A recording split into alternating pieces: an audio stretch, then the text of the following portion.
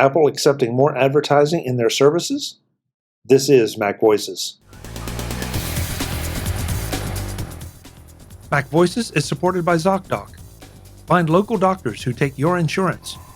Learn more at ZocDoc.com/MacVoices. Welcome to MacVoices. This is the talk of the Apple community, and I'm Chuck Joyner.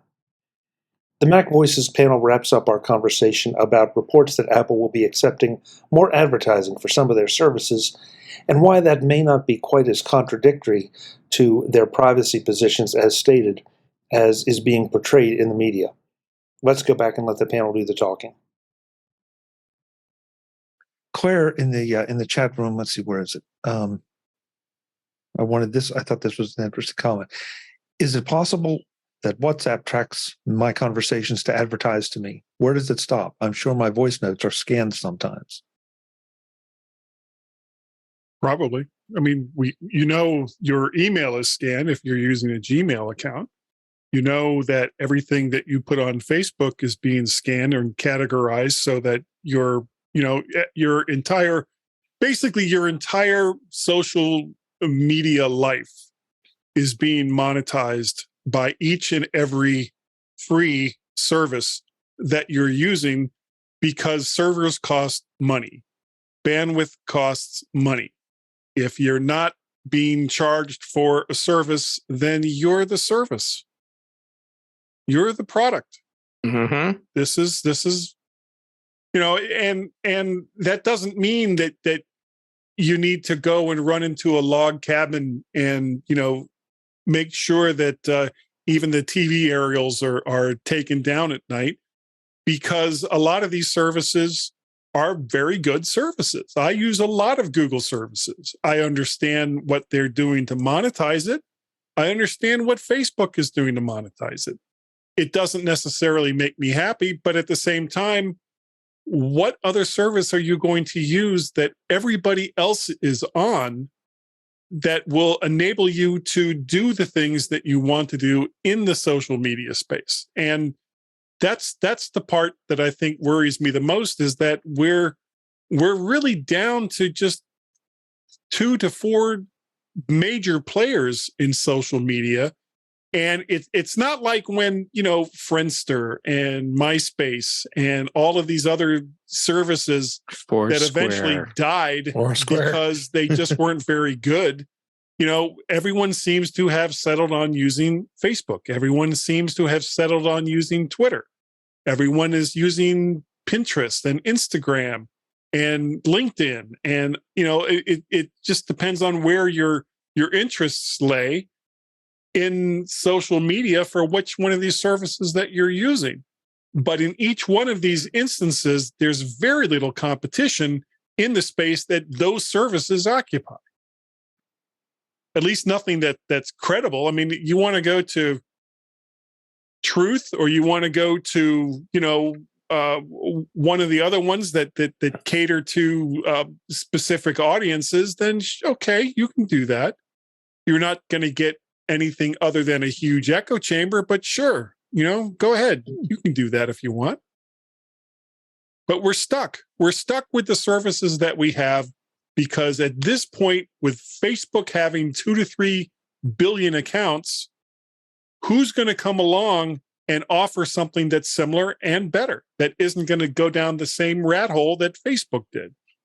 Sorry, I'm looking for that soapbox right now.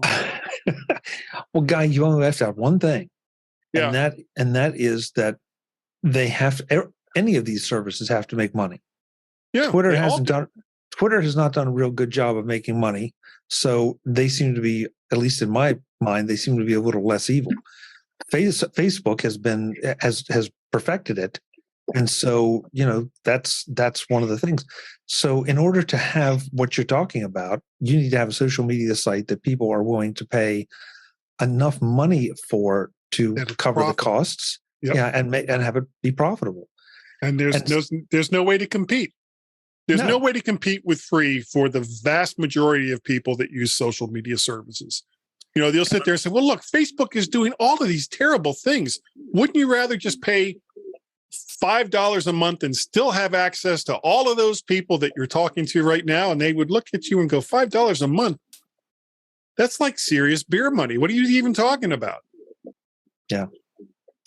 And it could not be sustained by something that the way Apple is talking about doing it, by saying, here's the app, or here's the page that we're going to place your ad on. And people that are interested in what's on that page are the ones that are going to see the ad. But there's no guarantee that, it's the interest rate or the interest ratio, I guess, is going to be high enough that the dollar numbers could be charged high enough to make it work. By the way, Guy, the answer to your question is TikTok. Sorry, what was the question? What's going to replace Facebook? Oh, okay. TikTok is. I don't even get me started on TikTok. Yeah, because we're old. But Facebook, their demographic is rapidly aging. New people aren't signing up. TikTok is exploding in that demographic. It's a different kind of service, though. TikTok. That's what the MySpace YouTube. People said. Hold on. TikTok should be worrying YouTube more than Facebook. There's a strikingly high number of baby boomers that are heavy TikTok users, which I know sounds so weird because that's not how we see TikTok. But for advertisers, baby boomers have a really high interaction rate on TikTok.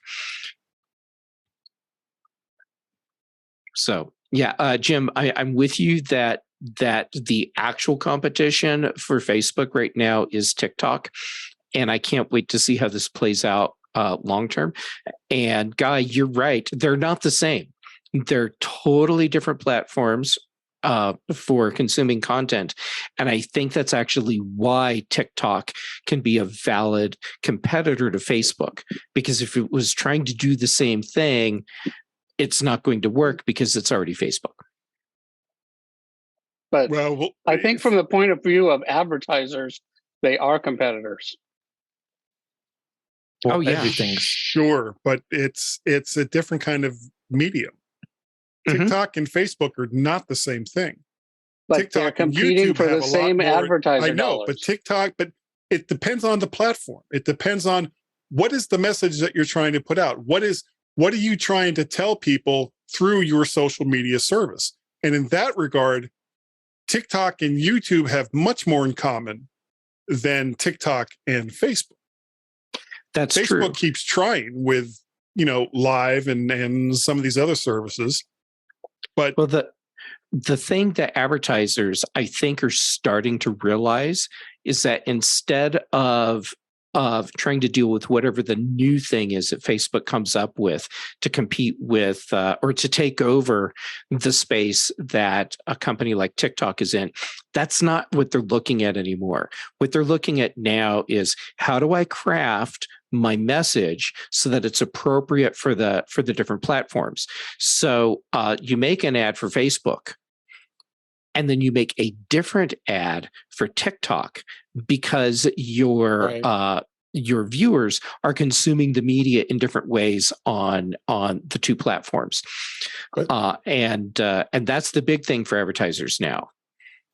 And I've started exploring TikTok. I haven't started heavily just yet, but there's plenty of people are very addicted to TikTok and can sit and consume it for hours and hours. I mean, YouTube, all these short videos. And then YouTube has reacted to how the explosion of TikTok would have Shorts. YouTube Shorts. So I mean, it continues on, and we're all, us being podcasters here, that we're appealed to look at. And Guy, I know you do it, and I started doing it, and we want to come up with some short little snippets of a particular show and be able to do that. Chuck has been doing that for a while. Yeah, Chuck does your shorts as well. So I mean, but the topics on TikTok is just all over the place. I mean, so that's what interests people, because there are some really interesting people on TikTok. Well, there's somebody I won't mention who it is, but there's somebody who's doing just started a TikTok channel and is just cooking. He's got 2.5 million followers. I mean, Yeah. It's exploded on TikTok. So I don't know why I've been ignoring it. So I think I can just start exploring it further. Well, David, I tell you why we've all been ignoring it is because our perception is that it's just people dancing constantly, and it's more than that now. It really is. I know it is. I know it is. But that's the way it kind of started, and it pulled the kids in, and of course, when you bring the younger audience in, then everybody sort of follows. But it's a serious. It's a serious platform. I guess that's a proper way to say it. It really is.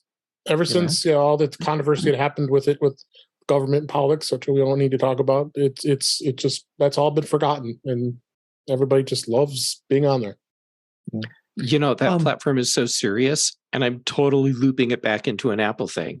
That Apple has started building features into iMovie specifically for creating TikTok content. Yep. Right. Claire asked one other interesting, before we wrap up here, one other interesting thing. I think I know the answer. I'm pretty sure. Is there currently a global body for monitoring and policing the use of data or the internet internationally at the moment? I do know the answer to that. Go for it, Jeff. And the answer is no, there is not. Right. It is I won't even call it a regional thing. It is a jurisdictional thing. So, for example, you have what the EU is doing, and the UK was part of that, but now it's not. And so they're not doing their thing. In the United States, there's very limited nationwide controller management. It's more at the state levels. So you need to look at places like California and see what they're doing. And then maybe that's what eventually spreads out to the rest of the United States. But because of that, it's created this whole thing where companies that have websites need to use location information so that they're compliant with whatever locale a website is being viewed in. So, for example, being in Colorado, where I am, if I look at a website for a company in California, they're going to collect more information on me than if I were in California looking at the same website. And it sounds like it's a great idea, right? But to Jeff's point, think about if you had California wanting to dictate the standards versus Wyoming wanting to dictate the standards. I mean, that could be the start of World War III right there. We're already seeing the splintering of the internet with North Korea and Iran and various other countries that are basically turning it into a giant intranet that you can't see outside content that they don't want you to see. And when you look at again, as Jeff was talking about what Europe is doing with, their particular standards, and you have to follow all of those standards or whatever global. And I think the biggest problem isn't the mom and pop websites. I'm not worried that VertShark, something I put on VertShark, isn't going to pass muster in the EU, because what are they going to do? At the absolute worst thing they could do is some of the various countries could block my site. But if I have a global presence, if I'm in Germany and I'm in the UK or I'm in France, well, then there's something that they can grab onto and say, okay, well, we're going to fine you 50,000 euros a day or however much it is until you're compliant with our internet standards. And much like when I hear a U.S. congressman or senator start talking about technology, and I die a little inside. Europe doesn't really, or Europe really shouldn't be setting standards that the rest of the world have to follow. They're like no better than anyone else, and your moral standards may not meet the moral standards of someone in Central South America or or wherever this particular content is made. So, it used to just be a big, wild, open west that was the internet. And with maturity, I don't particularly think it's gotten better.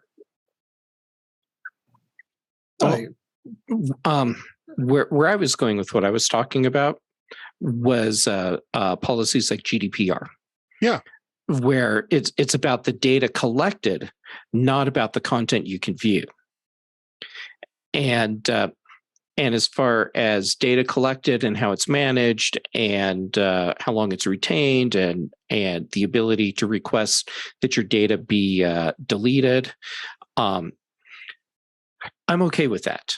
What I would like is to see something where companies are more voluntarily complying with the idea that we as users have a right to privacy and a right to control our personal data.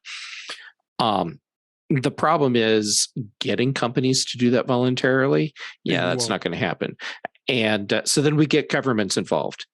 And in the EU, yes, it's a EU-wide thing.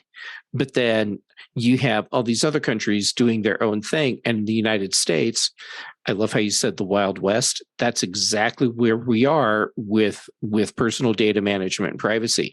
It is straight up a Wild West.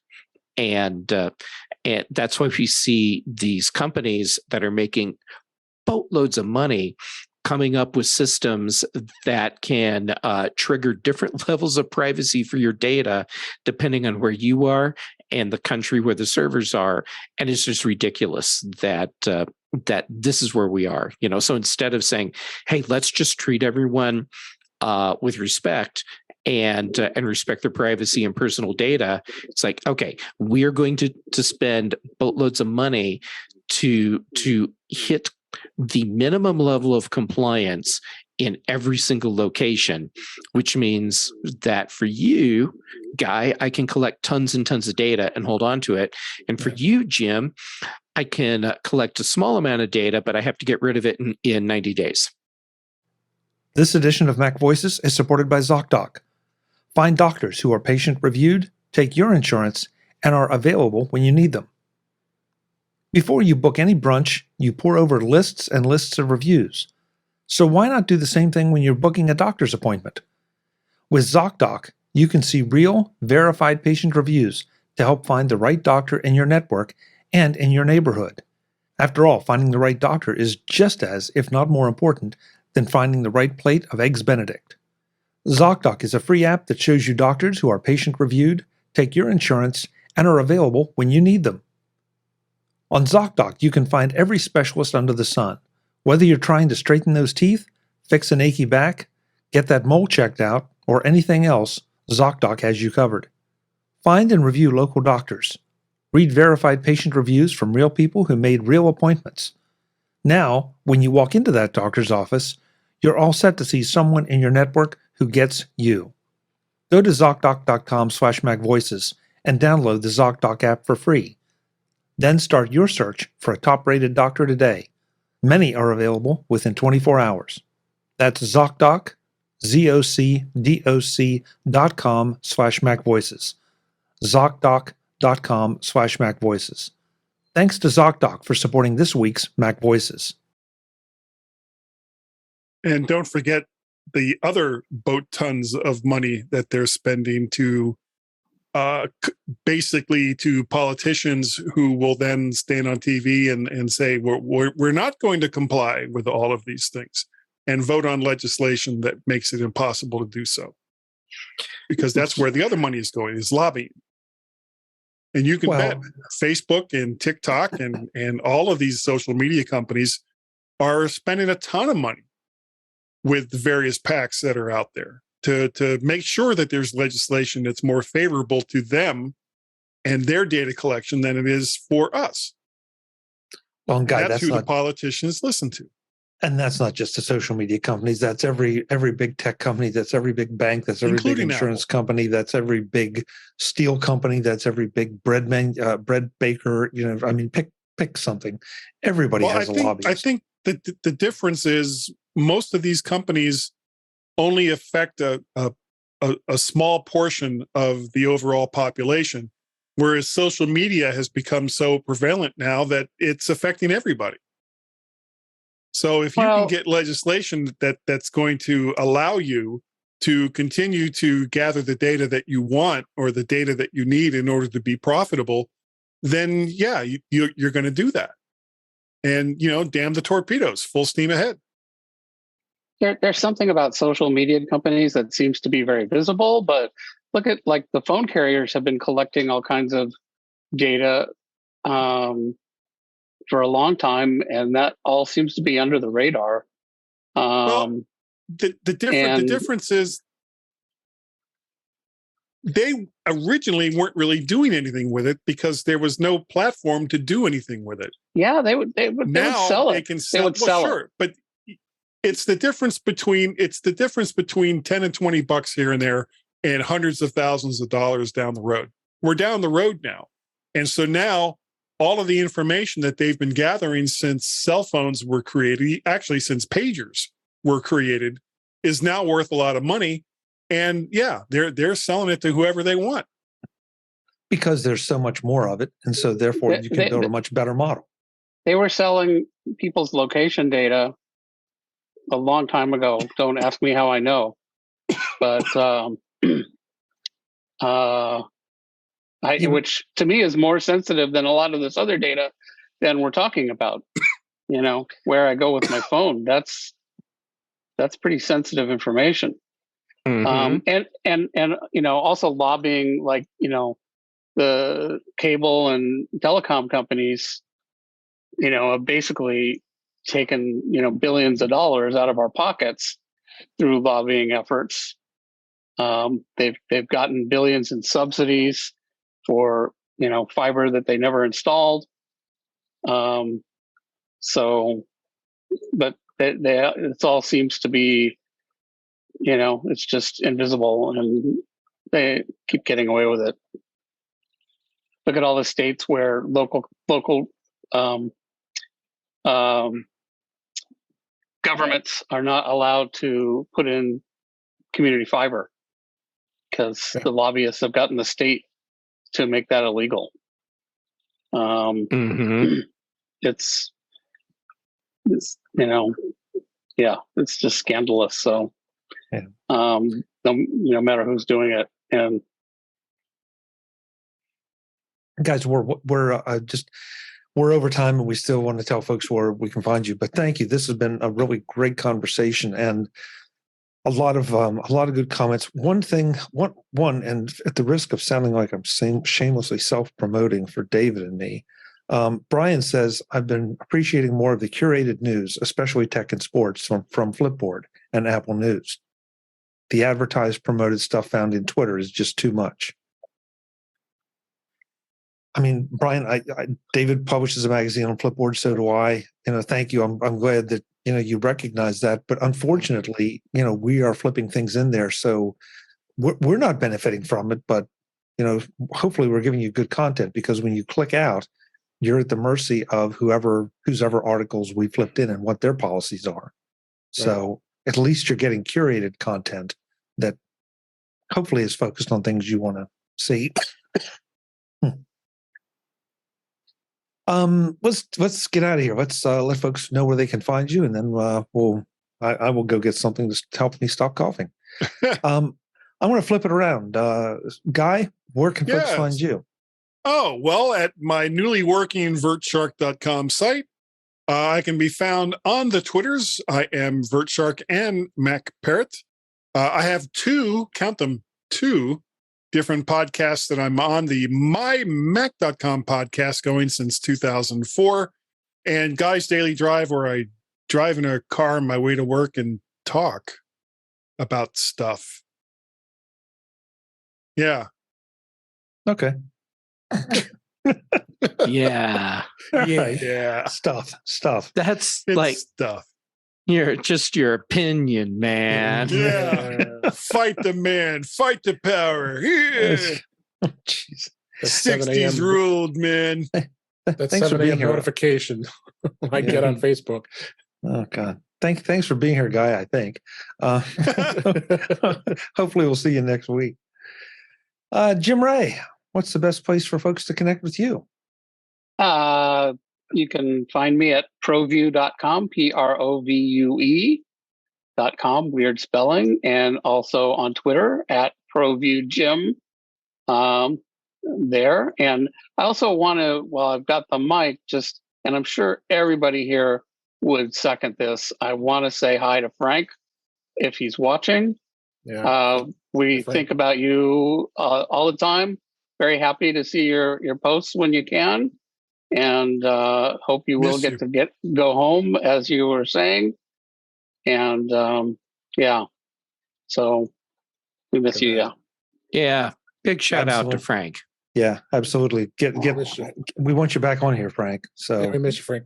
But most importantly, get better. If you can come back, that's great. But we just want better. The best to help for you. Yeah. Keep your hands off the nurses. I'm not wishing for that. Why should he not do that?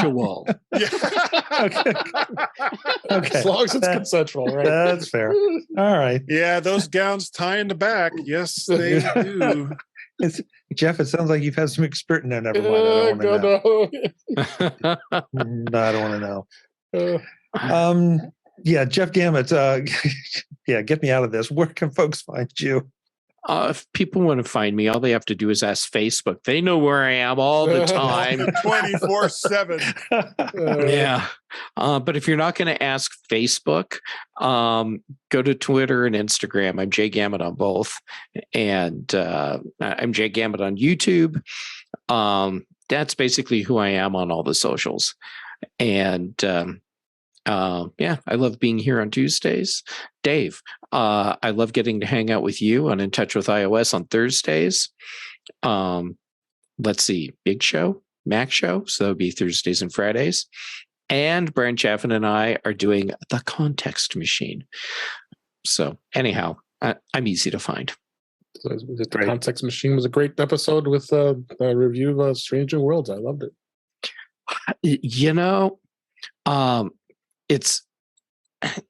It's just kind of fun that Brian rattles off all of his Star Trek knowledge, and then I have to school him on his Star Trek knowledge. Yeah. Yeah, he does a thing where he's like, well, and this and this and this and this, and then I have to come back with, well, actually, you need to look at this episode from this other part of the franchise. And you had me. The M5 will survive. It will. M5 will survive. We're gonna have to do a MacVoices Star Trek crossover podcast one Tuesday. I am looking forward to it. You got the other show. We could put it on both feeds. Yeah, that works. That works. David Ginsburg, my friend who also publishes a magazine on Flipboard. Where can folks find you? You can find me at InTouch with iOS, InTouchWithIOS.com. Yes, I'm Flipboard. I'm on InTouch with iOS. I got to stay current on that. I've been pretty kind of fallen slack in there, but there's still some good articles out there. You find my YouTube channel at youtube.com/InTouchWithIOS. I post a lot of stuff out there. I'm on the Mac Show of the British Tech Network on Fridays, and I'm on Twitter at DaveG65. Thanks again, Chuck. Thank you, David. Always good to have you. Right here. Again, hey, I want to thank the chat room. They've been very, very active, especially Claire. But Brian's been there too. Webb has gotten a couple shots in. So thanks so much for showing up and being part of the show. We always appreciate it. This is MacVoices Live. We do this Tuesdays, 8 p.m. Eastern, 5 p.m. Pacific, whatever time that is, wherever you are. We'd love to have you join us as the aforementioned people in the chat room at youtube.com/MacVoicesTV. So be here next Tuesday, or we'll come and find you, or we'll tell Facebook where you are. That's even worse. Until the next time, and as always, thanks for watching. Visit MacVoices.com for show notes and to connect with Chuck on social media. Get involved in our Facebook group or like our Facebook page, and get more out of your Apple tech with MacVoices Magazine, free on Flipboard and on the web. And if you find value in it all, consider supporting us through either our Patreon campaign at patreon.com/MacVoices or by making a one-time donation via the PayPal link on our front page and in the show notes of each episode. You will join these fine people who help bring you Mac Voices.